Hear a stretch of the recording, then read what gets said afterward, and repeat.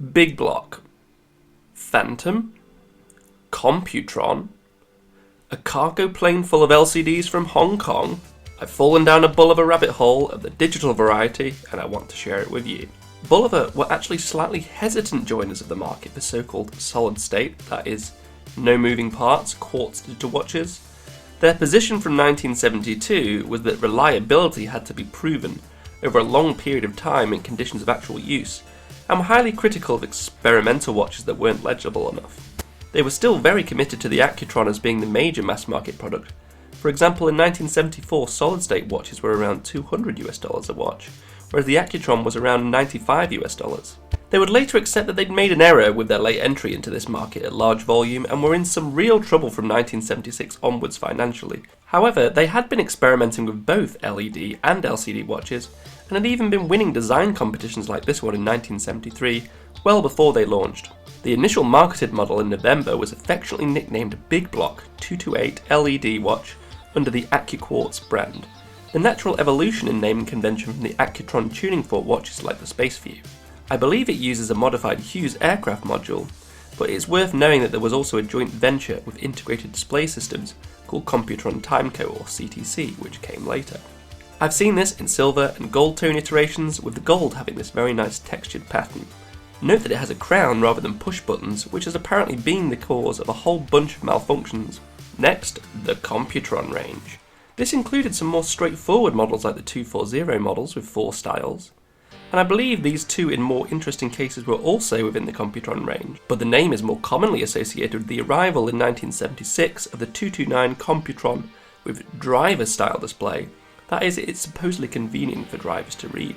This is somewhat in the heritage of the Vacheron Historique Américaine 1921. One day perhaps I'll own one of these. As Crazy Watches writes, this is sometimes referred to as a Sideview, Wedge or Trapezoid as well, and is a type of style done by other manufacturers such as Gerard Perregaux with the cassette style watch, and probably one of the coolest watches ever, the Synchronar.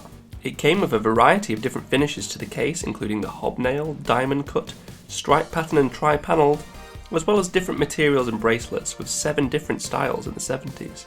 There were 3 generations in the driver range, including the original 229, the 1977 254 with 13 styles, which adds seconds on the main display and has 1 rather than 2 buttons. Also in 1977 was the smaller 255 with 10 styles and 1 rather than 2 battery hatches. These watches are so Tron-tastic that they fit very neatly into the trend towards the retro, particularly amongst the gaming oriented, which has resulted in examples such as this recent collaboration with D-Cave with black and luminous green accents, as well as a variety of other colours and styles such as this blue one, and reissues of the more traditional colours. If you like the variety on display in this video, please do consider subscribing to the channel. I'm on the push towards 2K, so it would be seriously appreciated. But back to those LEDs. Other LEDs include the 260 model with 16 different styles, with dial patterns such as the evocatively described spun rust dial, which included 4 Caravelle iterations, the Ladies 253 with 8 styles including this corrugated design in silver or gold tone. I'm not sure on the model, but at the same time in 1976 there was also this LED, with an example being the black swirl design. The LED market was short-lived, and all of the US manufacturers staying in the game would pivot towards LCD watches. This 226 caliber marked as N5, N meaning 70s and 5 meaning the 5th year, so 1975, is actually an earlier caliber within the R&D process than the LEDs we've just discussed, but I believe it came out later in 1975. The next batch of LEDs included the Ladies 3011 model with 10 different styles. The Men's 3085 with 2 styles is a bit of a stunner, I think, and I believe it is this chronograph model, which reminds me of the Omega Cobra Digital with the bracelet design and also has a Caravelle iteration. I wasn't sure what model this one was from 1977, it's likely just a different style of the watches above.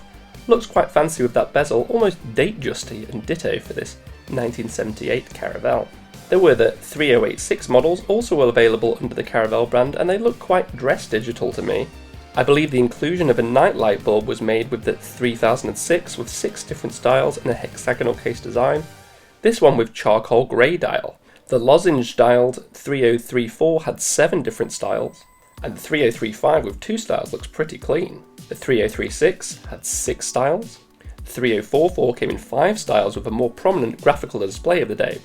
The Ladies 3174 had 6 iterations, Of course, the 80s would see the move towards the digital watch market being more sports oriented. Remember, the G-Shock came out in 1983 after the classic snorkeler Casio. But Bulova's limited efforts in this area see Model 3204 multi-function alarm chrono with nice sporty iconography. The 1980 Model 3226 with alarm I normally see under the Caravelle brand, and I like this neat little 3266 alarm model.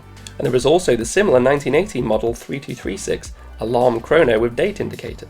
It gets a bit muddy post 1980 as this goes beyond the scope of the excellent technical letter material that helped us get this far. But a couple of notes are this 1981 Caravelle multi-alarm and this 1982 Melody alarm with memory. The battle to be the thinnest was all the rage across mechanical and analog quartz watches, with Bulova at that time owning Universal Genève, who developed the world's thinnest quartz caliber 74 in 1975, so it's natural that this has spread to the digital realm. The Phantom at 1.86mm in 1979 included a chronograph function, alongside an hours and minutes display, and a seconds and dates display, controlled by the two front-mounted buttons using module 3216, and a Renata 33 battery. The Phantom used the Swiss Ebuchet SA caliber and was a pricey number using 18-karat gold that was only available in limited numbers. Good luck finding one. Something I've separated out from the LCD commentary so far is Ana-Digi models, and let's discuss some fun ones. The first module in development looks to have been the 257 range marked as Computron. This included this model 2576 and this model 2577. This is described as 5 watches in one with analog and digital displays, alarm, calendar and 2 time zone, pitched as an international travel watch. This Ana-Digi is referenced as being under the Century 2 collection, so named as Bulova had been going for over a century in the late 70s, after being founded in 1875. Here are some later Ana-Digis which appear to have lasted a bit longer in the portfolio than the pure digitals. Here's an example from 1984. This looks like a clone of the Seiko H127 to me. One from 1992, from 1997, and one from 2006, with this one being from the 2000s, as well as a few more random ones that you can see on screen. So what happened to Bulova Digitals then? Well, from 1976, I believe a Mr. C.P. Wong from Hong Kong, who was head of the Stelux manufacturing company there, acquired control of Bulova, including buying out the group Gulf and Western Industries Inc. that bought a chunky stake in 1973. This seems to have been a pretty sizable blunder, and their initial plan to really crack on with digital watch sales, enabled by the Hong Kong partner, appears to have not really delivered. In 1979, the Lewis Corporation, apparently with friendly connection to the original Bulova family, would acquire Bulova and shake things up after a few bad years losing out to Timex, inclusive, I believe, of shutting down the electronics division, which is probably why we don't see lots of awesome 80s Bulova digitals like Seiko, Casio and the like, which I think is a crying shame. There was a long-standing relationship with Citizen from the early days. For example, Citizen would be one of the few that Bulova would license the tuning fork based Accuquartz watch to, with Citizen eventually acquiring Bulova in 2007. Now, Citizen themselves have a very interesting history, both in the digital realm and the analog realm, for which I've done some deep dive videos that you can click on above. They're amongst my most popular.